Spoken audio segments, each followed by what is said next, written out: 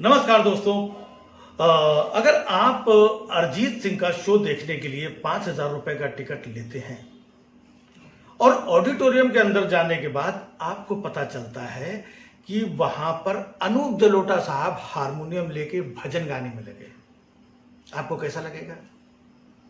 नहीं, मैं ये सिर्फ इसलिए बता रहा हूं क्योंकि आजकल मोदी जी भी कुछ अनूप जलोटा टाइप ही हो गए। मतलब देश की जनता राष्ट्र के नाम संबोधन के लिए इंतजार करती है।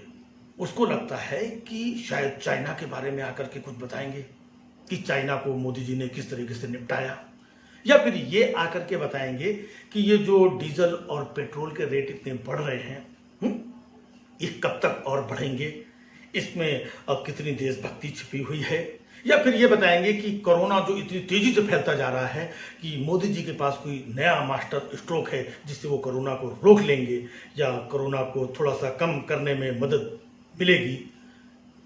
लेकिन होता ऐसा नहीं है। पब्लिक टीवी के सामने बैठी रहती है कि मोदी जी आएंगे, ये सब बताएंगे, लेकिन मोदी जी आते ही चना जोर गरम, चना जोर गरम, चना चना चना, 1 किलो चना भाइयों बहनों, 1 किलो चना, 5 किलो चावल या 5 किलो गेहूं नवंबर तक फ्री दिया जाएगा। समझ रहे? मतलब मोदी जी इतनी फुर्सत में हैं कि राष्ट्र के नाम संबोधन में आकर के आटा, चावल, दाल और चने के बारे में आके बता रहे हैं। क्या?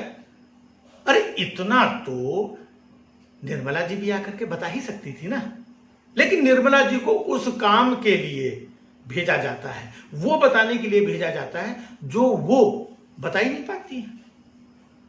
बताइए, हम लोग 5 ट्रिलियन इकोनॉमी की बात कर रहे थे और 5 किलो चावल, 5 किलो गेहूं पे आकर अटक गए। नहीं, मतलब लोगों को लगता है कि जिस तरीके से चाइना के मामले में लोगों ने चाइना के आइटम्स का बहिष्कार किया, अपने अपने टीवी भी फूट डाले, कितने लोगों ने अपने पता नहीं कौन कौन से चाइना के आइटम जला दिए, फूंक दिए, तोड़ दिए, फोड़ दिए। उनको लग रहा था कि मोदी जी आके बताएंगे कि अब आगे और क्या तोड़ना फोड़ना है। मतलब मोदी जी ने उधर क्या चाइना की लंका लगाई है वो हमें मालूम पड़े ताकि हम लोगों को खुशी महसूस हो। लेकिन मोदी जी ने 5 किलो चावल या 5 किलो गेहूं नवंबर तक फ्री दिया जाएगा। भूखमरो, सिर्फ इसी पे ध्यान दो, उधर क्या चल रहा है ये सब चक्कर में मत पड़ो। फिर भी अगर ज्यादा जानना चाहते हो तो चौधरी, चौरसिया और गोस्वामी हैं, उनसे पूछ लिया करो। मुझसे ज्यादा तो उन तीनों को पता रहता है। खैर, चौधरी, चौरसिया और गोस्वामी ने यह बताया कि चाइना से बदला लेने के लिए हम लोगों ने टिकटॉक तक बैन कर दिया है। मतलब समझ रहे हैं आप लोग? उधर बीसीसीआई ने करोड़ों रुपए का एग्रीमेंट करके रखा हुआ है और वो अपने एग्रीमेंट को कैंसिल नहीं करना चाहती है। इसका मतलब यह हुआ कि अगर आप टिकटॉक के वीडियो देखते हैं तो आप देशद्रोही हैं। लेकिन चाइना द्वारा प्रायोजित आईपीएल अगर आप देखते हैं तो आपकी देशभक्ति पर कोई आंच नहीं आएगी। मोदी जी, मैं तो कहता हूं कि आप ये आईपीएल वाला चाइना के साथ जो करार है, एग्रीमेंट है, ये रद्द करो, हम सब आपके साथ हैं। अब बताइए, कुछ लोग ऐसे भी हैं, जब लोग ये कहते हैं कि हम मोदी जी के साथ हैं, इसमें भी लोगों को लगता है कि ये आदमी मोदी विरोध कर रहा है। खैर, ये भी सुनने में आया कि चाइना 2 किलोमीटर पीछे लौट गया है। कितना? 2 किलोमीटर। कहां? पीछे। कहां से 2 किलोमीटर भैया? मोदी जी ने तो ये बताया था कि कोई हमारे अंदर सीमा में घुसा ही नहीं है।